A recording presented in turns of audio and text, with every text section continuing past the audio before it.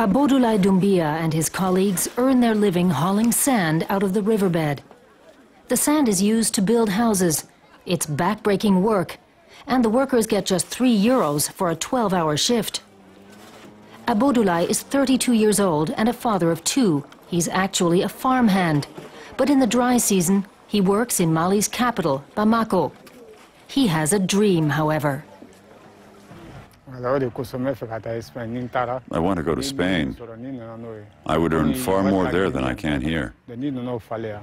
If I had worked there and came back with my earnings, then I would be able to support my family properly. We'd be much better off.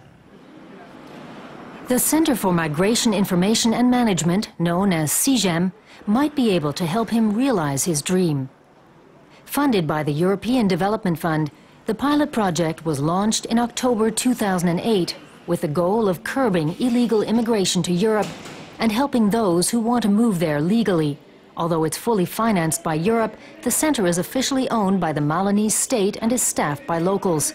Every day, young men like Aboda visit CIGEM in the hopes of securing work in Europe. A film playing in the waiting room describes the dangers involved in illegal immigration.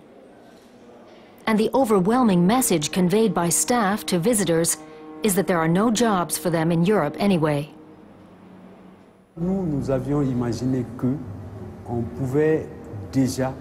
We had hoped to sign a series of agreements with European countries, allowing Malinese to enter Europe as legal workers. But unfortunately, these agreements were never signed because of the global financial crisis.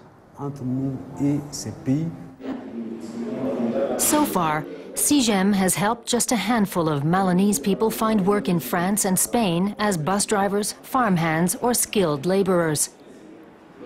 Most of the time, visitors to the center go home disappointed. Aboda is one of the lucky ones. He's been told he'll be sent to the Canary Islands to work as a seasonal farm laborer. He was among 30 young men who were selected. I've been told that it's cold in Spain, and I need to bring warm clothes. And when my contract comes to an end, I have to return to Mali. I'm not allowed to stay in Europe. Landlocked Mali has few natural resources and is one of the poorest countries in the world. Over 60% of the population live below the poverty line. Many young Malinese survive by doing odd jobs. Its detractors say that CIGEM is an outpost watchtower of Fortress Europe. Giacomo Durazzo, head of the EU's Mali delegation, rejects the accusation. That is really very simplistic. We want to support and help migrants. Obviously, we look to see if there are any alternatives here first, because the opportunities in Europe are limited at the moment. But that doesn't mean we're protecting Fortress Europe, a Europe that needs to be secured with walls and barriers. But not everyone in Mali agrees. NGOs have been vocal in their criticism of CIGEM. This organization looks after those who have been deported from Europe after moving there illegally. This sort of work should be among CIGEM's responsibilities, but so far it's not part of the program.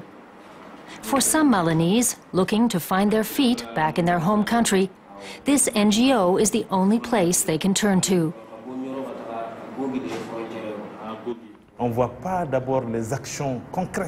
We haven't seen any concrete progress. As far as we're concerned, the question is, does this organization actually help our people? The young men who want to leave and those who have come back. Our fear is that this organization is simply acting as a border control to the EU.